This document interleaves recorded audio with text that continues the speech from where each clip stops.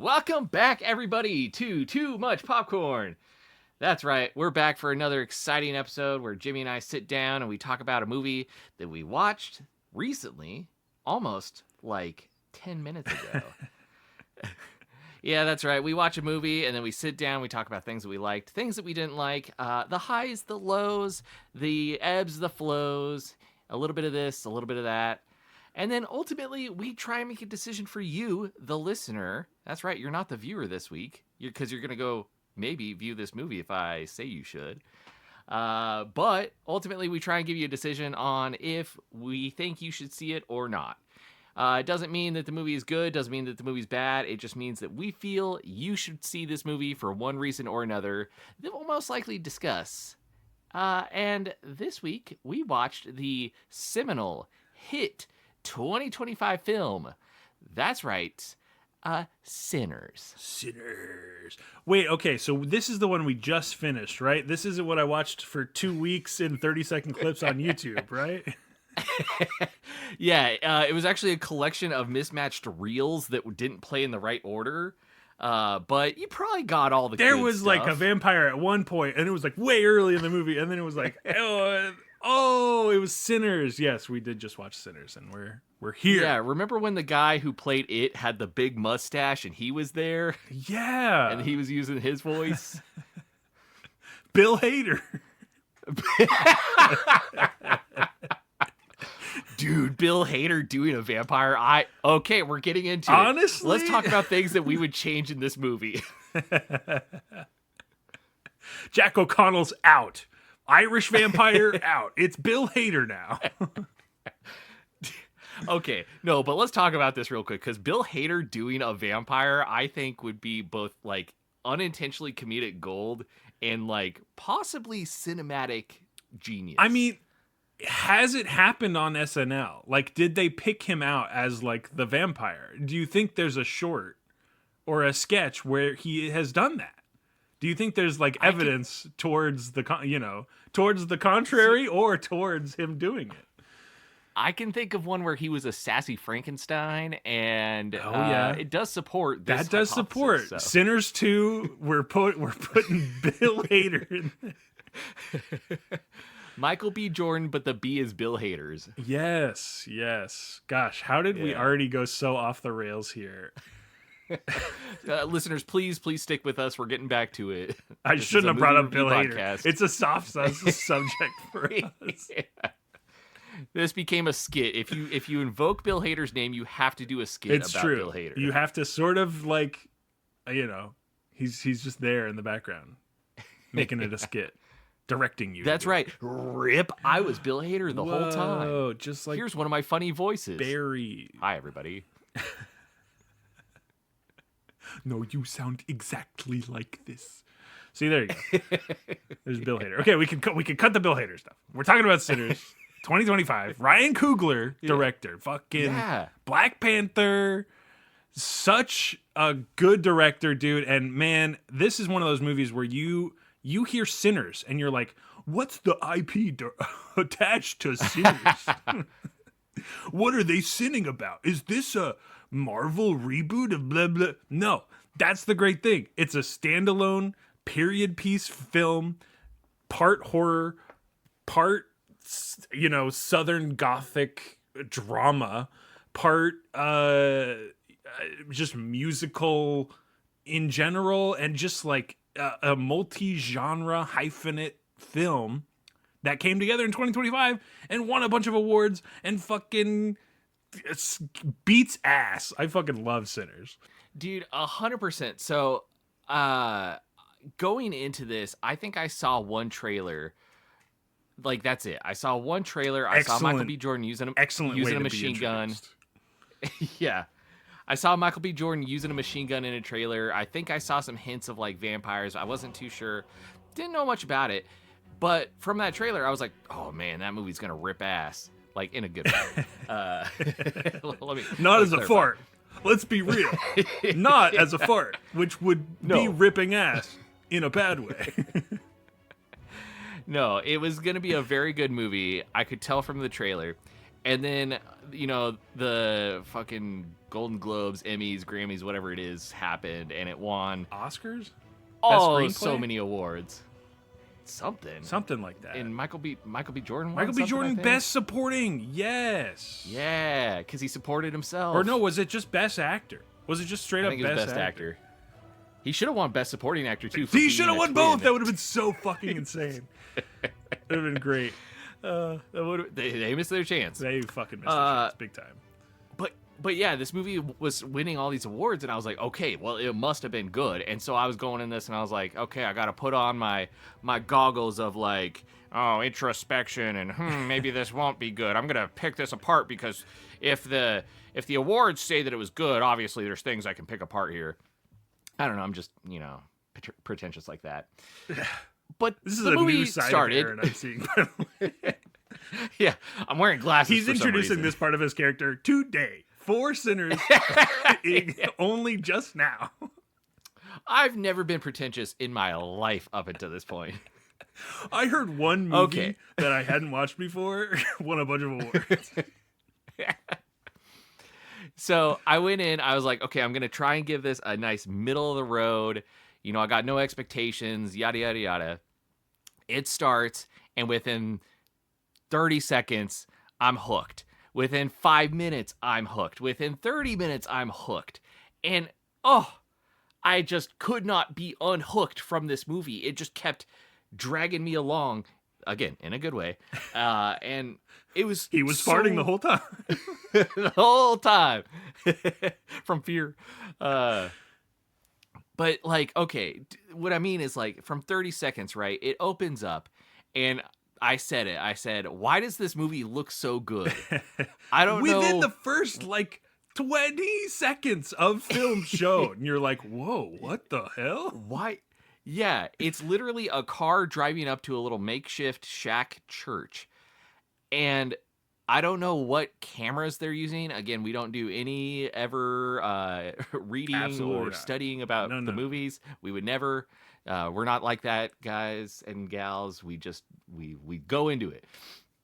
So it starts, and I'm like, why does this look so good? I don't know what camera they're using. I don't know what recording method they're using. But obviously they're doing some kind of movie magic, because it's been a long time since a movie has looked real and not like a movie, and especially not like a movie on that, magic set that they use for everything in The Mandalorian. It's not bad. It's just, it looks like what it is. And every movie looks like it's been using that lighting that fits under that for digital graphics. And this was just like, oh, hey, we're just recording real life, and it looks beautiful. Yes.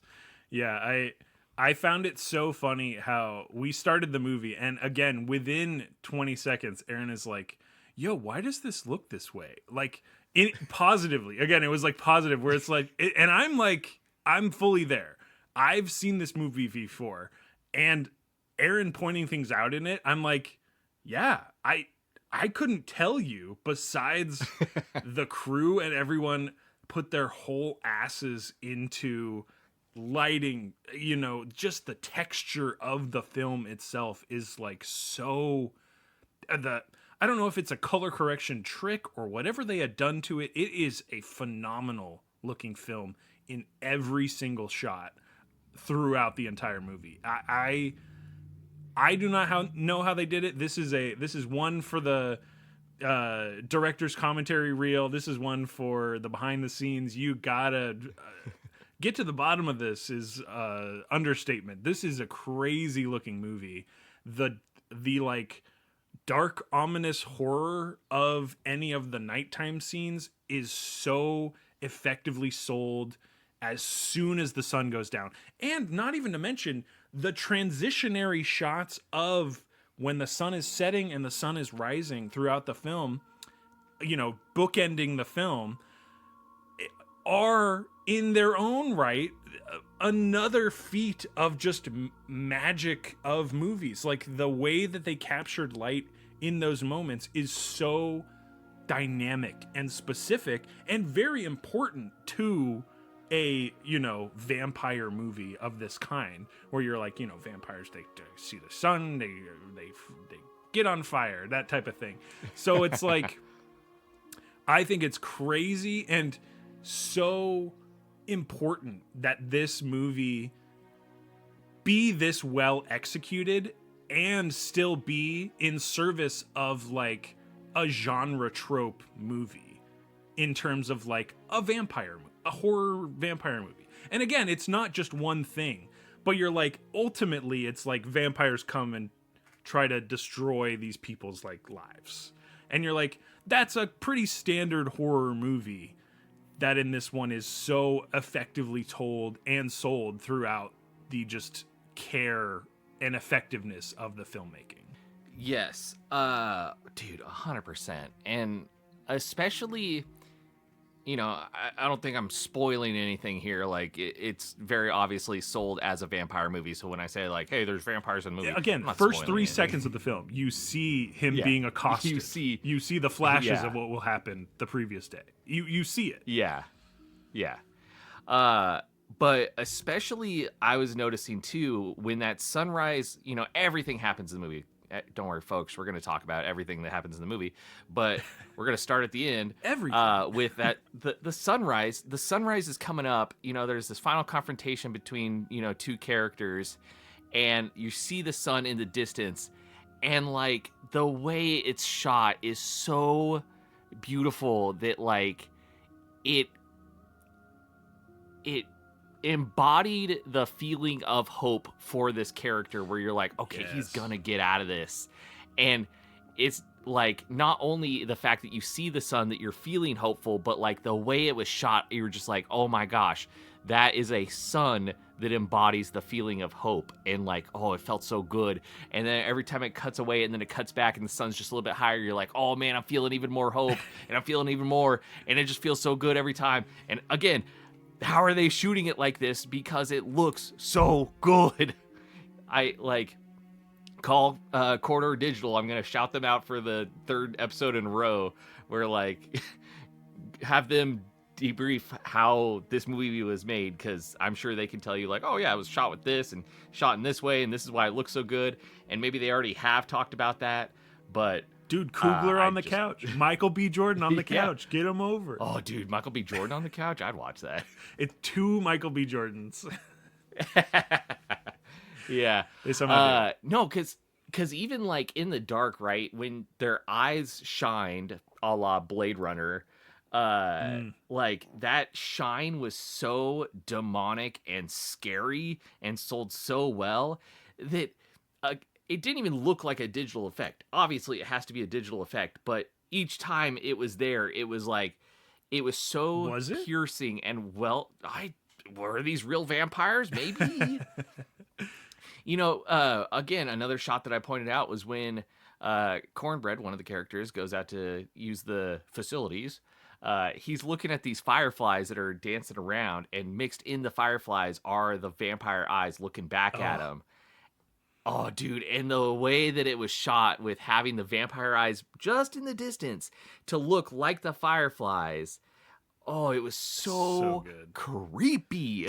Yeah, I almost think it's like, again, to the credit of the production of the film and Coogler's vision of like everything going on here, there is like an essence where in a vampire movie, the sun, light, like these things are characters in a vampire movie. It's like the essence of like Bram Stoker's Dracula is like sunlight kills him, like recoiling from the light. Like classic genre vampire tropes embody this like light as like a savior to these people, where it's especially even as far back as Nosferatu and Eggers is Nosferatu with his final, sunlight bathing, the scene, and it ends in that just very culminating, like,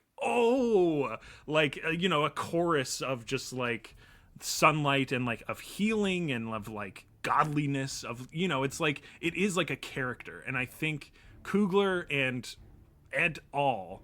Understood the prompt when they're just like, the sun's a good guy. And it was like, the sun goes down, bad guys win. And it's like, sun come up, Yeah.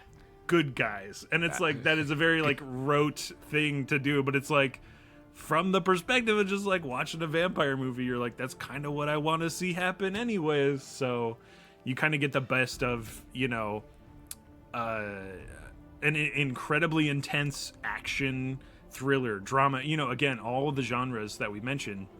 But then you do get kind of the reductive, just like vampire movie.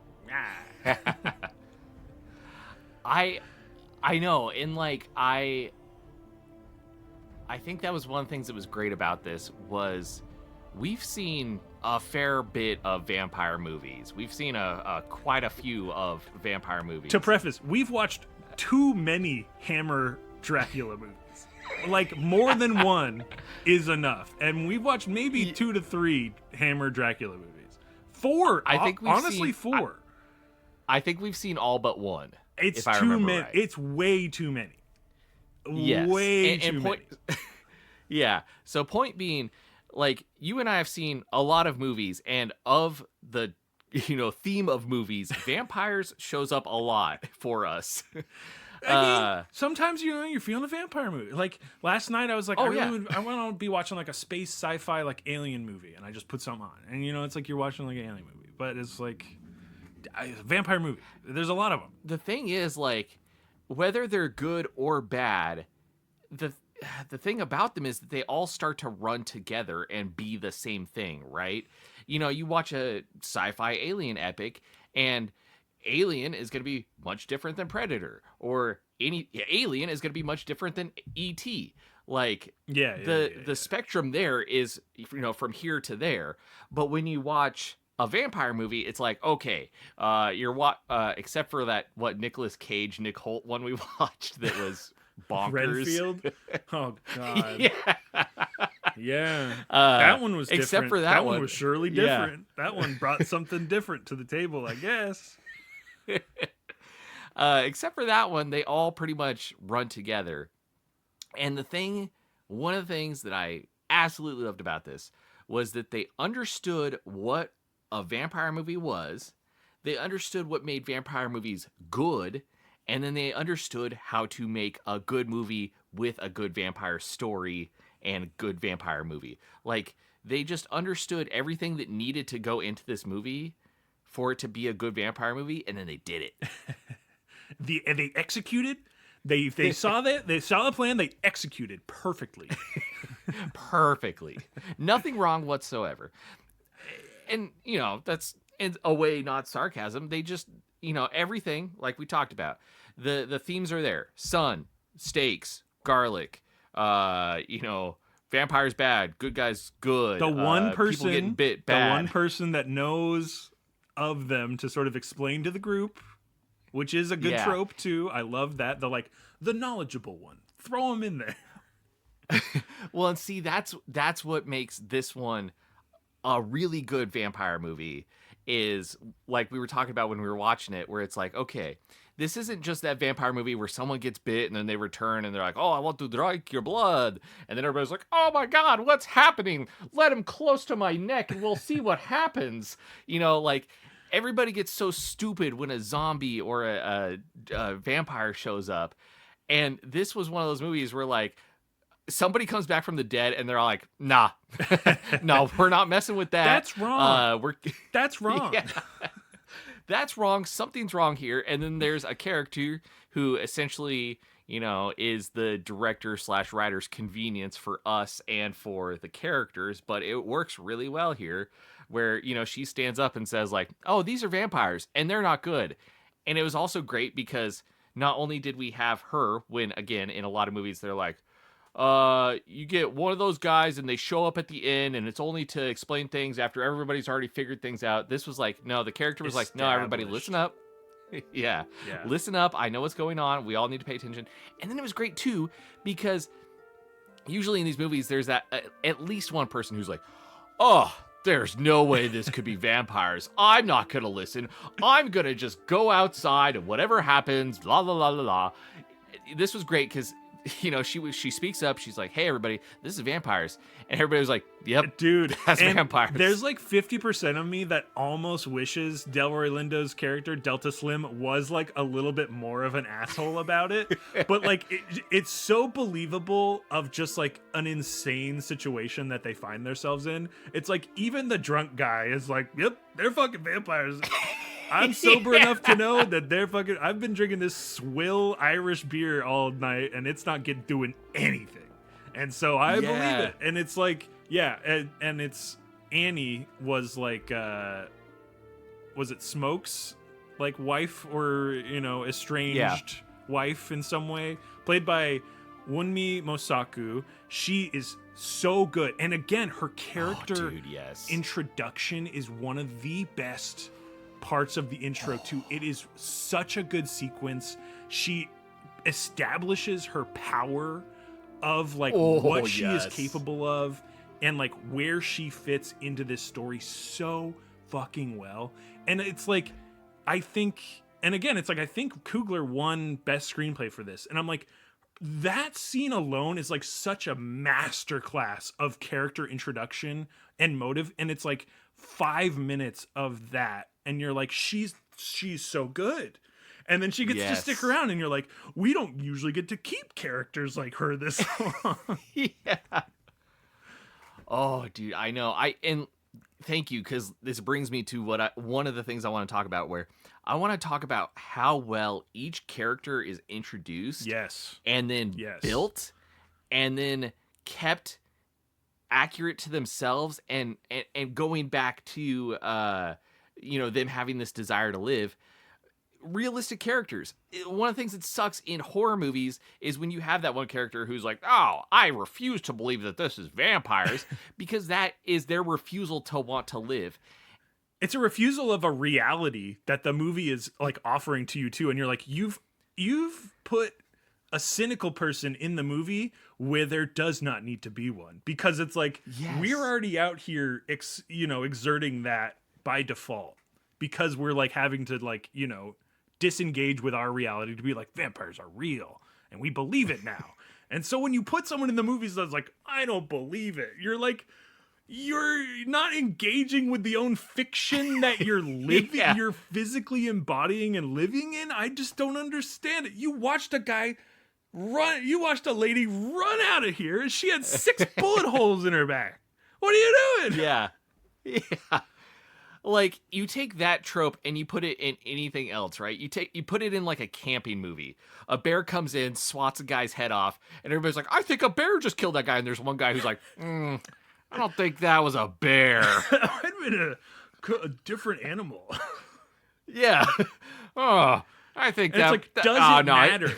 Within the context of what has happened, does it matter what it is or what's happening? If someone seems knowledgeable about it, and like displaying an action plan for how to continue, is that not an important thing to sort of zero in on and be like, oh, let's listen to this person? Right? I think you take even the most cynical person and you put them in that situation where you shoot someone a bunch of times, they get up, they run out, and you're like, hey, I think it's vampires. I think they'd be like, I'm willing to listen. Yeah, they're like, I don't know what that is, but I don't like what just happened. Again, it's wrong. Yeah. It's very wrong what just happened. Like, you'd at least want to listen to what a person is saying about what just happened to gather facts. So it was so nice to have characters that had a desire to live and then therefore felt human, because, somebody walks off a cliff and you're right behind me, you're like, maybe I shouldn't do that. No lemmings in this movie. We figured it out. There's nobody just following the other person. It does feel, each character, again, you get the brothers, you get the twins.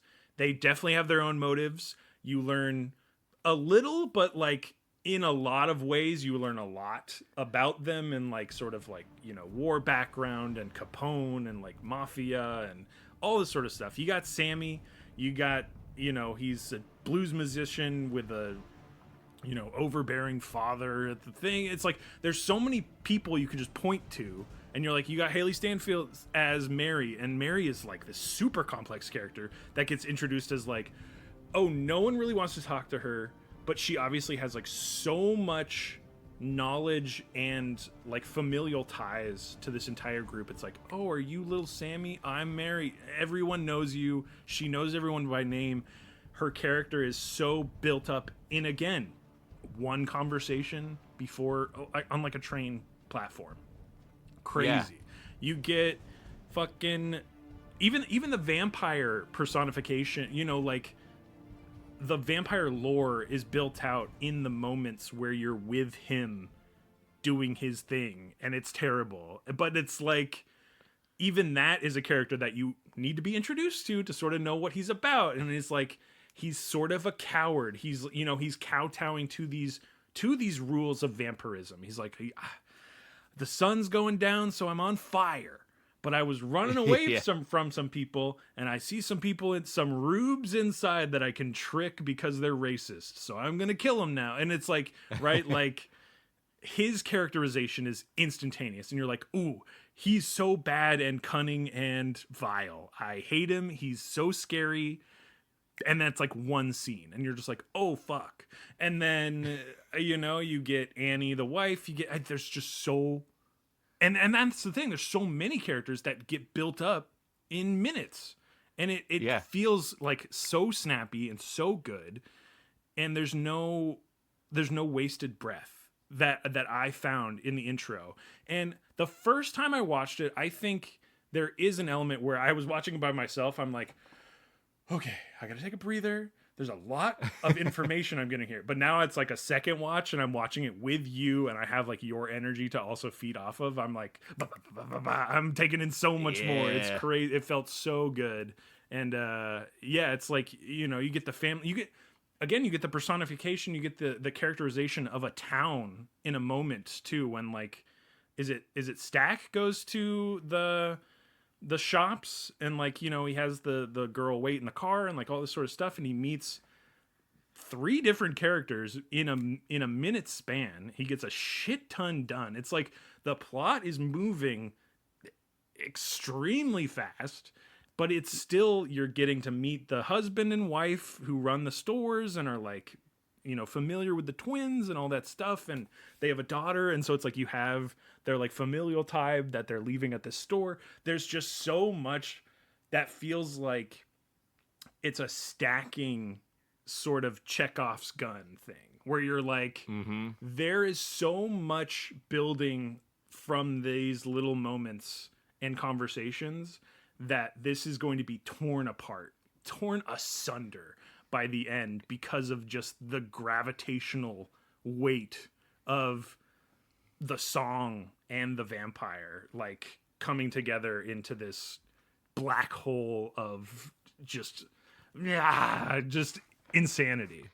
Yes. And the fact that, again, they introduce all these characters so well, they build them up so well, they keep them accurate to themselves so well. They build such strong characters, which again is pivotal in a horror movie / in this case a vampire movie, where you're like, okay, these people are going to die, and I know that as the viewer because that's how these movies go, and I am now feeling actual fear for these people because I am built up and invested in them. And, you know, when you have all of the regular tropes where it's like, oh, I'm the cocky jock guy, or oh, I'm the nerdy guy, or, you know, the cynical guy, like, you have all of the tropes, you stop feeling connected to them, and therefore when they get introduced to, you know, fear or terror or death, you're like, oh, whatever, let's get past it. And even when it's like, okay, we're watching, you know, this 5th Dracula movie, and it's like, okay, these are the same characters that we've seen each time. Well, I am not invested in them either because they haven't done anything. They do kung fu now. Movie. Yeah. Thanks, Hammer. uh, but this movie builds its characters and keeps them real and gets you invested with them, so that when they put them in fear and terror and potentially death, you're sitting there and you're just like, ooh. I think there's an added element too, where I don't know if you felt this, but when he's going to visit the estranged wife and he's, going up to that small house, and there's that moment where he has the flowers, and he's like bringing them to the wife, or you don't really know the reason why he has them yet. It's like that very brief moment where he hasn't visited the grave of his, dead child yet.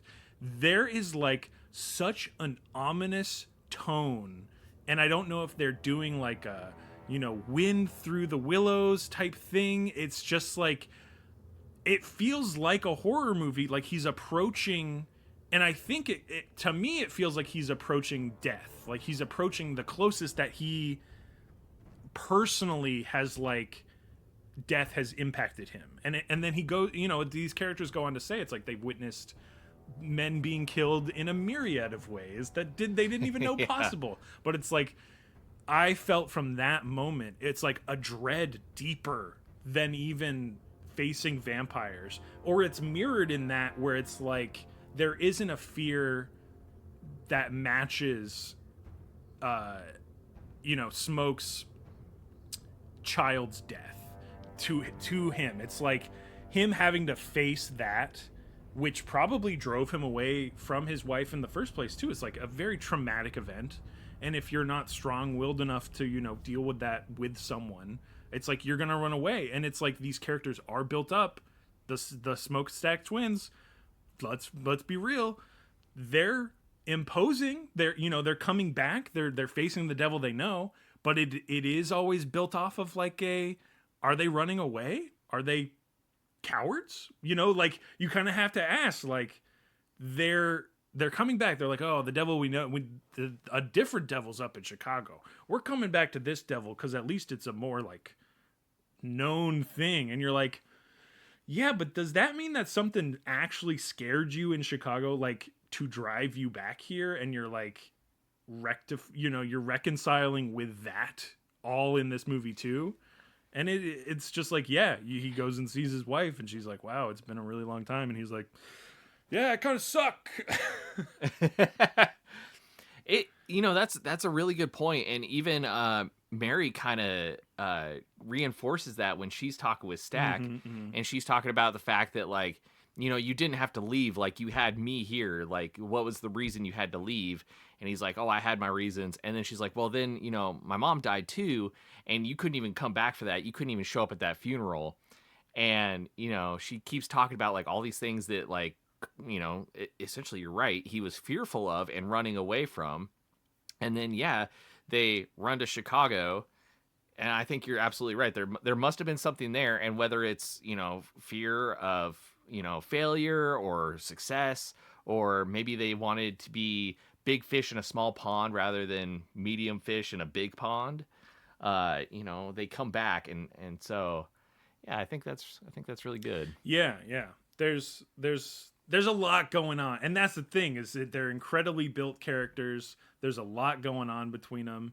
And I mean, we're already halfway through the episode, so we got to cut for some ads and get it's back. The devil we know. It's the devil we know.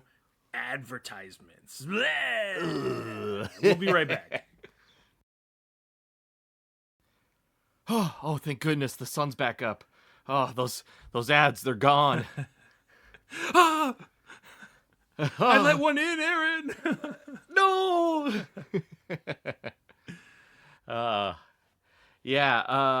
Okay, character building, right? Let's talk about Michael B. Jordan in this, playing two characters, which so great. He's playing these twins, and you're like, okay, this has been done in movies before too, where it's one character playing, multiple roles, and especially where it's like either brothers or twins.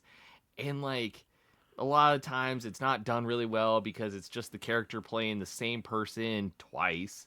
But I thought a couple of things this movie did really well was the visual difference between them. Stack wears red, Smoke wears blue. Even when they take their very cool hats off, they still have red and blue shirts. And so throughout the whole movie, you can identify them. And phenomenal. Great visual thing done to help the audience keep track of your characters. Love that.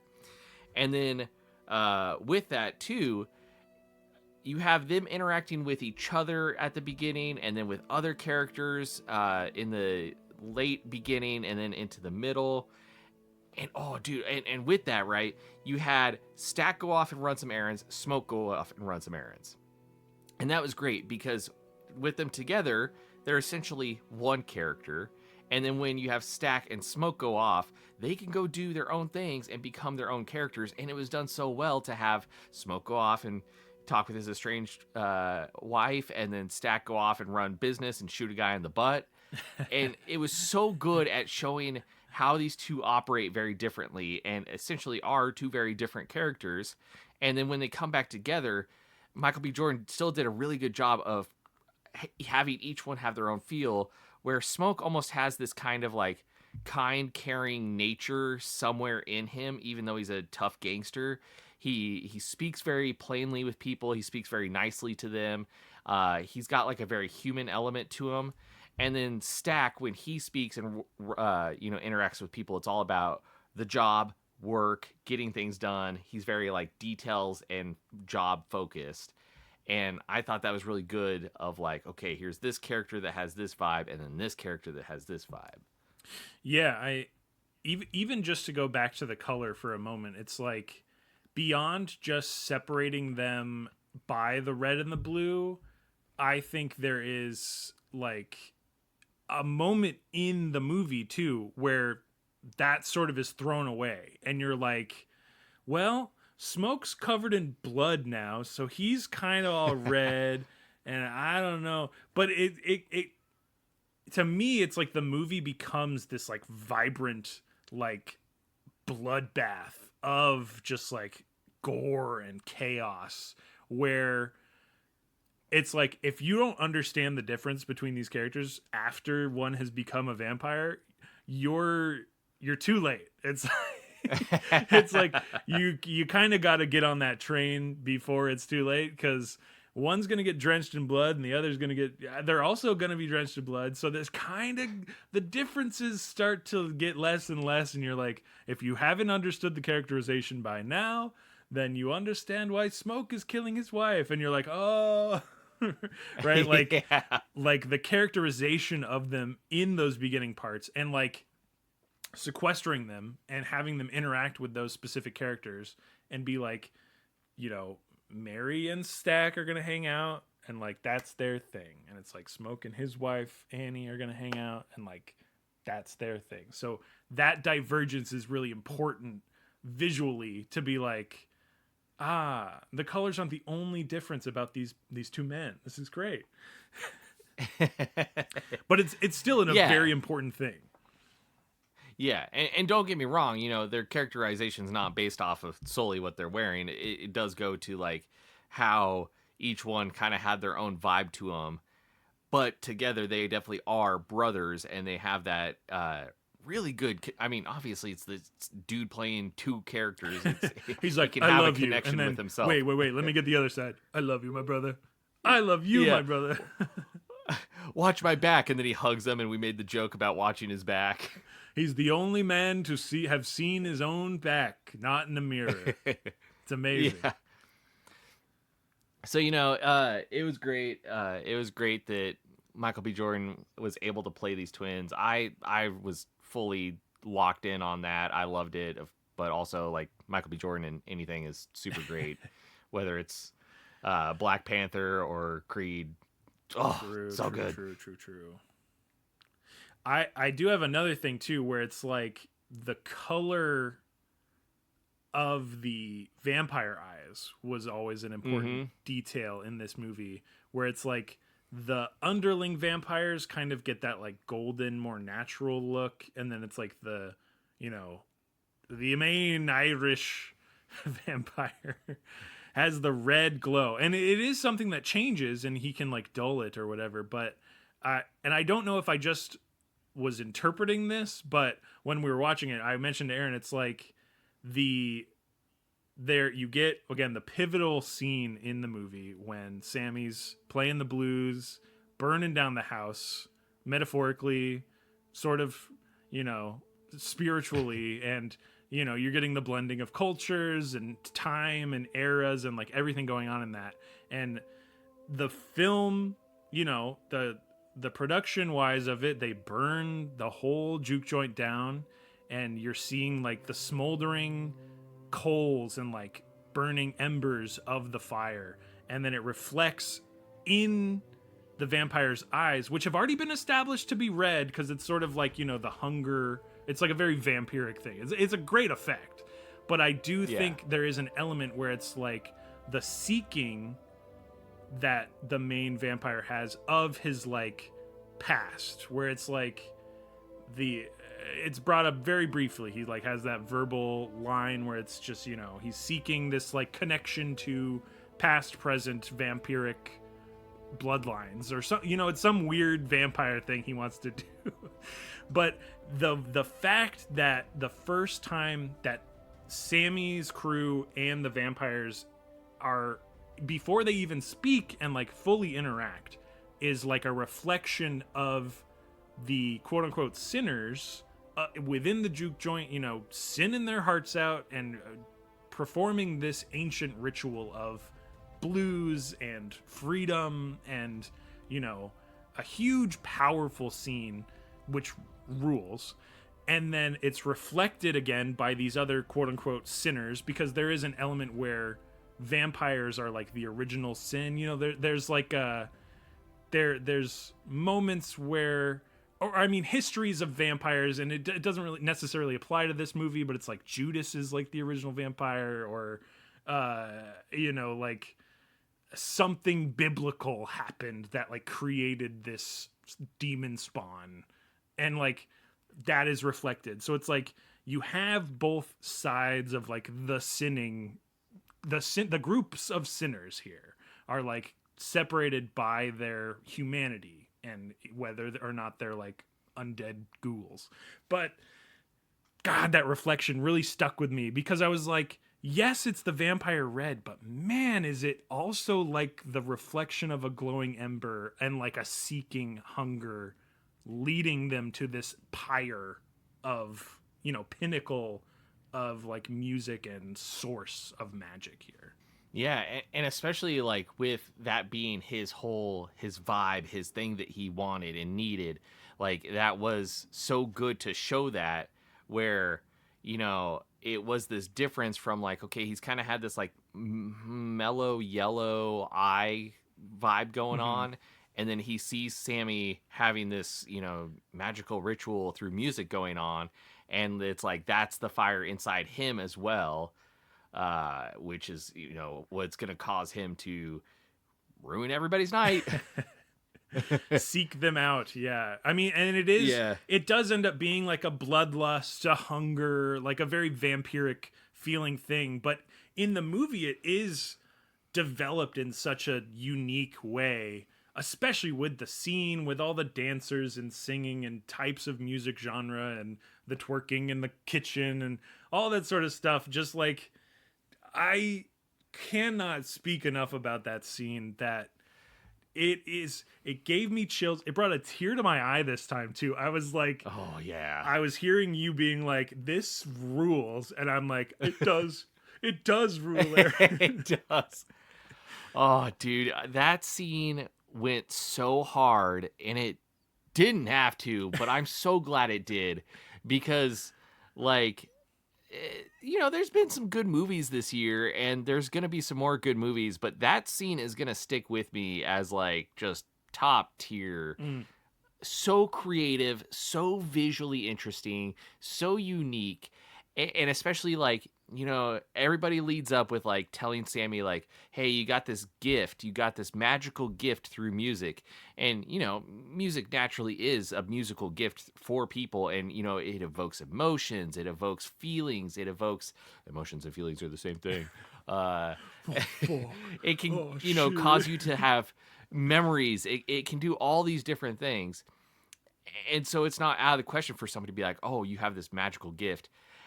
And you're like, okay, well then, like, what is this magical gift gonna like look like? What is it gonna like embody itself as in this movie?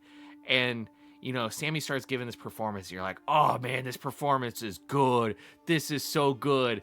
And then this dude with an electric guitar comes out of nowhere, and you're like, oh my god, this is like, I was so bought in at that, well, like the first 5 seconds of the film, the first 30 seconds of the film, when that man with the electric guitar came on screen, it clicked for me, and I loved it so much.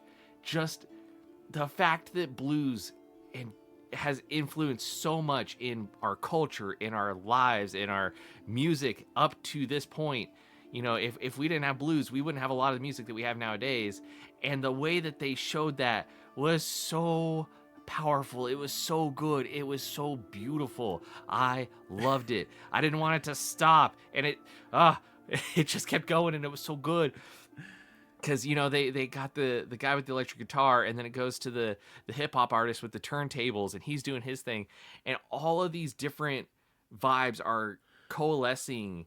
And it's not just the future way that blues was impacting things, but it's the way that other musical theory and stuff has impacted blues, and it's all coalescing together on screen and on this dance floor and in these people's lives at the juke. Oh, it was so good.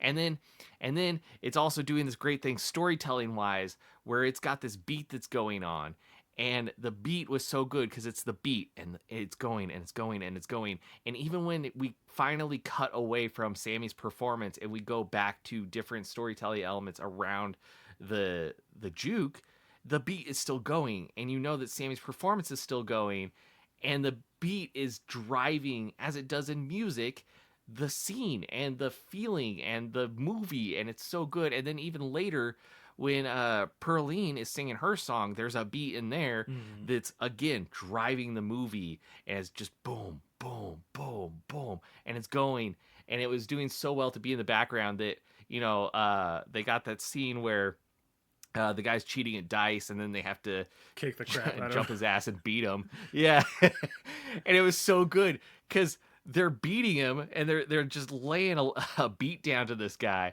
but they're doing it to the Absolutely. beat. Yeah.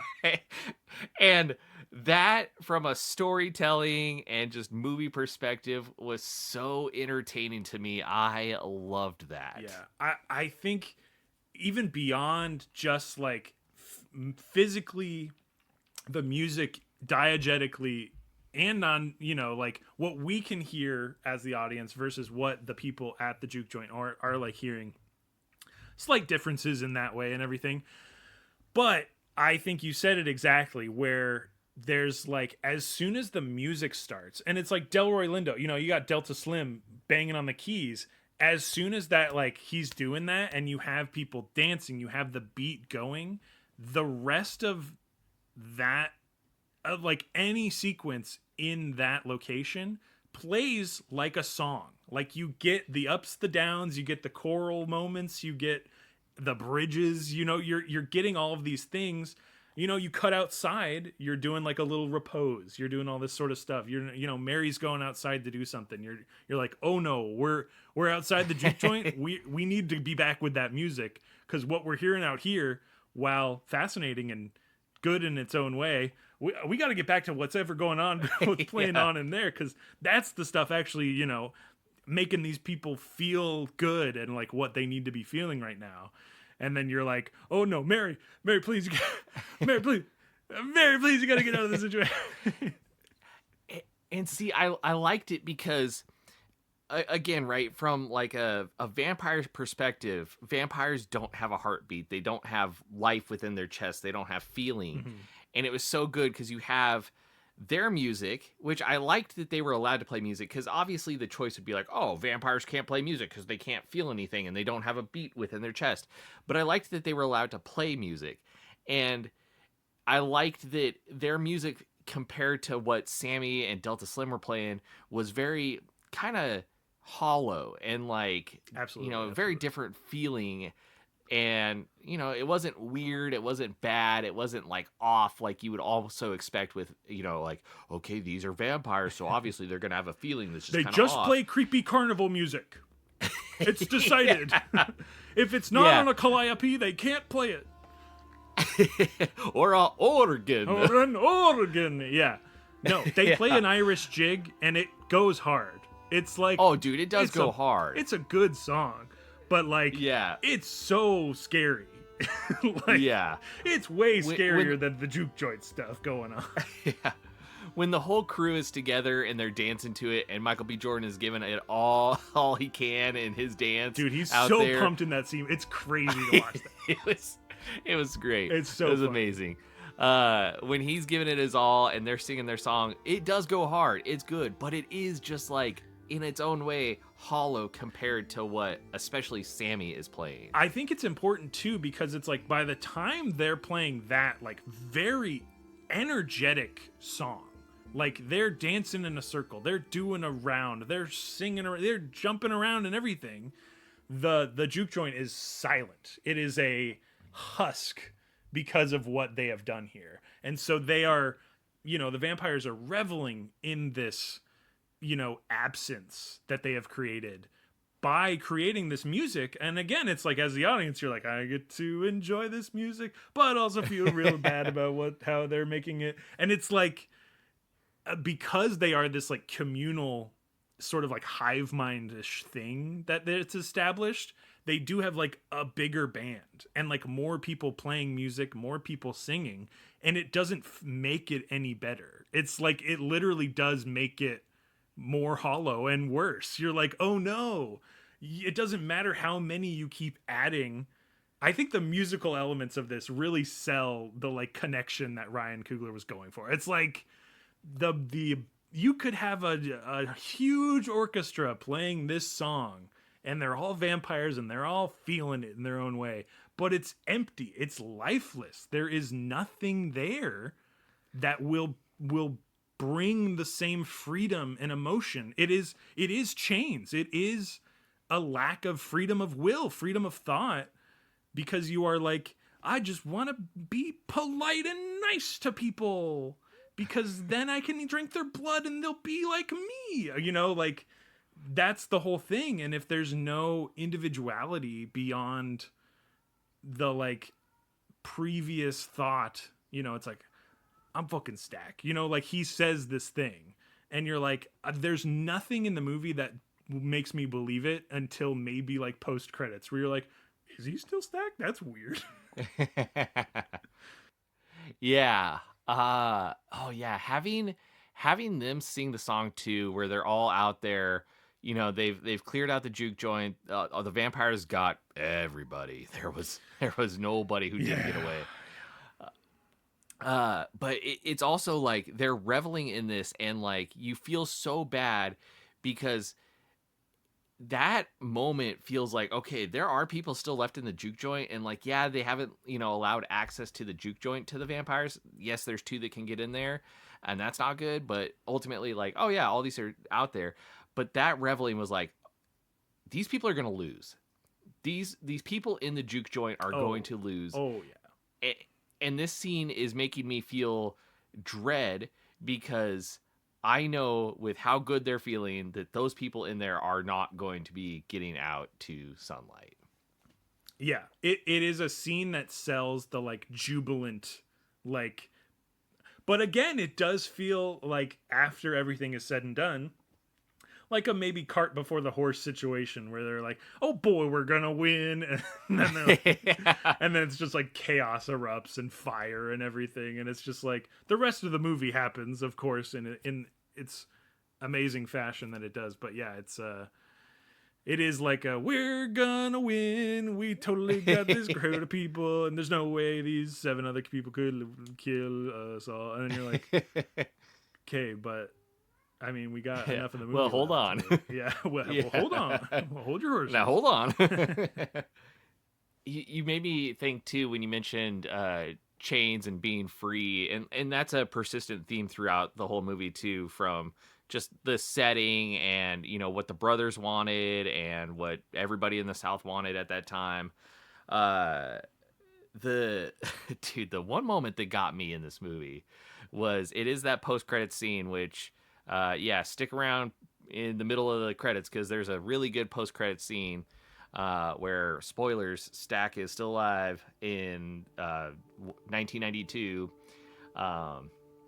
But he's speaking with Sammie, and you know, Sammie asks him about that day before everything went to hell, and Stax talks about the day and how good it was, and the way that Michael B. Jordan talked about the day, and it was the song that they were playing at the time. It culminated and it hit, and a little tear came out of my eye, and it evoked such a feeling. I loved it. I absolutely loved that little bit with him and Smoke standing together, because they're standing together with I can't, they don't really tell if it's like the sun going up or the sun going down, or even if that was still the same day, or if that was a different memory of him and his brother being together.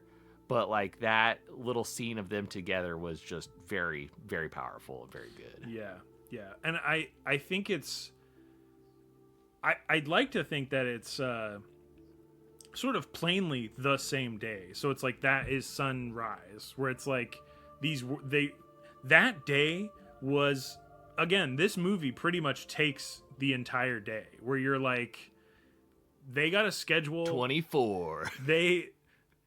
And again, there's parts in that like mid-credits sequence where you're seeing like the people all come together and start making the food and fixing up the joint, and like all this sort of stuff is happening behind the scenes, but it's just as important to like the events that followed and the people that partook and, you know, lived, died, what have you. It was like these two brothers started the day like looking at the sun and being like, today's the day we're gonna like be hopeful and turn it all around. And then it was like, oh no. Oh no, Yeah. that's how that day ends? Oh, brutal. Yeah. A lot can change in a day. Yeah, a lot certainly could change. You could be a vampire at the end of a day. Yeah. Yeah, so Jimmy, what do you think? Would you tell somebody to watch this movie? Would you tell somebody to not watch this movie? Oh man, that is one of the easiest decisions of my life. It is a watch from me. I mean, literally, I told you to watch this movie so that we could watch it together, since I had already seen it. So I think you knew my answer long before this movie started. But yeah, just everyone in it kills the role. It's important to me because I mean, not just to me, it's like it's a very important movie overall, but I especially love music, and I think when a movie hires actors and musicians that are able to do both, and it's like Miles Catone is Sammie, and like that is his voice on record of the songs that he sings. The you know, Clans member vampire and his wife, like they are musicians. They sing with Jack O'Connell, like the vampire, and like it's the music, and it's again Ludwig Göransson as the composer for most, if not all, the songs, and it's like they rule. And I love music so much. So a movie, again, for its like core mission and statement to just be like, music is like one of the most powerful things that like culturally exists, and that people have made and continue to make throughout time immemorial, and it connects everyone because you can you know, connect over stories of creating music, or you know, it's like it seems it's nearly a universal thing that like there is music that you will enjoy in life if that is available to you to listen to, right? Like it's crazy to me. So it's like yes, 100 times yes. We'll watch this fucking movie. What do you think, Aaron? Well, when you get down to it, I didn't actually get to talk about one of my biggest detractors from this movie, which was so when the main vampire is running away when he's first introduced. He pops down out of the sky. He's getting burnt by the sun. He runs up to the Klans member's house. He's like, "Please let me in. There's these Choctaw Indians that are hunting me, and they're not usually around here, but they're here and they're hunting me." And then you have these Choctaw Indians get introduced, and they're hunting him, and they're the coolest band of motherfuckers I've ever seen in my life. Oh my God. I wanted them to come back in this movie so bad. I was like, they're going to come in at the end and just start blasting vampire ass and blow them all away. And that's how this movie's going to end. I was waiting for it. But no, they introduced some of the coolest character designed things ever. And then they're just like, yeah, and now it's just gone. One sequence. We took it away from you. Yeah. And it's so cool. Oh my gosh. So, considering that versus everything else that I've talked about in this entire film, it's absolutely a watch. I got a docket. Yeah. No, this movie is absolutely a watch. Go watch this movie. You will love it. It's one of these rare. We got both a consensus mode, and we got another consensus mode where it's a good movie, and we tell people to go watch it. Do we have a different thing for when it's a consensus on a bad movie? I don't remember. I hope not. Again, I'm so in the weeds on what the hell we're doing here. Yeah, it's a podcast. No, this movie's great. You recommended it to me. My friend Carolina, shout out Carolina. You did me good by telling me to watch this movie. Thank you.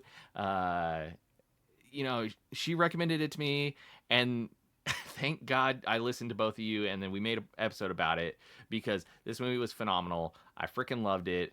I want people to go out and watch this and experience it, especially the scene where Sammie's burning down the house. Like, don't watch. I said it about other movies. I'm going to say it about this one. Don't go and watch that as a clip on YouTube. Don't go and watch that as a reel on Instagram. You shouldn't be watching movies on your phone anyway. You should just watch this whole movie, get to that scene, get blown away by what happens because, oh, it's so good. And you know what? There's another scene that absolutely blew me away because it's one of my favorite tropes in movies ever. And that is when the main character says, you know what? Fuck these racists. I'm going to get a gun and I'm going to shoot them. What makes Inglourious Basterds great? The last bit where they're just blowing Nazis away and then they shoot Hitler in the face a whole bunch of times. And you know what made this movie great? You know what made this movie great? When Michael B. Jordan said, nah, there's Klans members coming here. I'm going to go get a gun, a BAR no less, and I'm going to wield it and blow away a bunch of Klans members. And it's so good. It's so rewarding. Don't be a racist. Don't. Just, I loved it. I loved it. Great movie. Michael B. Jordan will hunt you down if you're listening to our podcast. I hope so. Don't be a racist. Yeah. And again, that's right at the end. It's like if you made it this far in the podcast, that's right at the end of the movie. You get another little caveat of excellency just to be like, oh, dude. And not even to mention, he's killing all these Klans members. The Grand Master is still alive right in front of him as he's witnessing, his purgatory and his dead wife and unborn child. And he's like, give me the child. And it's like, well, you got to stop smoking first. And he's like, okay, I'll put it this way. Just give me the child. I've wanted this the whole movie.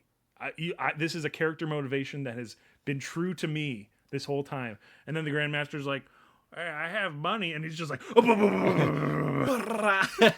there is nothing. God, it's just so good. And then he's like, I know. In the split, I laugh every time too, because it's like the split from him, like, give me the baby. This guy's talking, and he's really pissing me off because he's a fucking racist piece of shit. I'm gonna blow him away without even looking. I'm gonna ask for the baby again. Yes. Oh, dude, I loved that. So good. Oh, I know. And it's great because earlier in the movie too, they say, oh, we should have gotten the box. We should have brought in the box. And, you know, I think it's either Mary or Annie. She says like, oh, we don't need the box. And you're like, what's in the box? What's in the box? But like you remember from the trailer, there's a scene where Michael B. Jordan's wielding a Tommy gun. And he's blasting at something. And you're like, oh, that's what's in the box. And obviously he's going to use that against the vampires. So when the vampire fight happens and that doesn't happen, you're like, oh, what? We don't get. Where's the box? Not only do we not get the Tommy gun scene, but we don't get the box. We've been teased a box. And then, you know, Sammie leaves. Michael B. Jordan pulls out this box. You're like, oh, the box. And then it like clicks. At least it clicked in my head. I was like, oh, and then the Klans members are coming back. Yeah. Oh, dude, the drop of like when you know that it's like, oh, this is the slaughterhouse killing floor. Like this is where they kill, you know, this is like where the Klan kills people. And it's like, that's horrible. Are they going to do that again? Yes. Like instantaneously, there's no other thought where it's like, this guy took a bunch of money from people that he plans to kill the very next day. And it's like, as soon as that thought is there, you're like, they better not let this stand because they've just been through hell. And then they don't. Yeah. And then they don't. And then they don't. And it is glorious. It is such a good little button on the scene where you're just like, and we're going to end the movie right there. And it's perfect. Yes. Oh, dude. Also very Django, where you're like, you know, you watch 2.5 hours, you're like, oh, this movie's been really good. How could it get any better? And then Jamie Foxx comes flying out of a room and starts blasting racist, and you're like, yes! Yes. Yeah. And it is like the fact that this piece of shit gets away scot-free, the beginning of the movie, it's like it leaves this like little lump. You're just like, oh, he sucks. He's spitting all over their fucking floors. And like, you know, he's like, this is just fucking pig. Hogwood? Like, what a fucking pig man. Fuck this guy. And he lives the entire movie until you finally get to see him fucking wasted. And you're just like, fucking deserved, dude. You suck. You beyond suck. It's bad. But yeah. You suck more than the vampires, and that's not even a vampire sucking blood joke. That's just fact. That's just fact. Oh, man. Yeah. Oh, and the VFX. I mean, there's so much stuff going on in this movie that we didn't even touch on. It's just incredible. It is. Fuck, yeah. Man. Fire Cyclone. That's fucking right. It's fucking rules. Watch this movie. Thank you for listening. Too much popcorn. I hope you had too much popcorn, because we did. So, bye. Bye.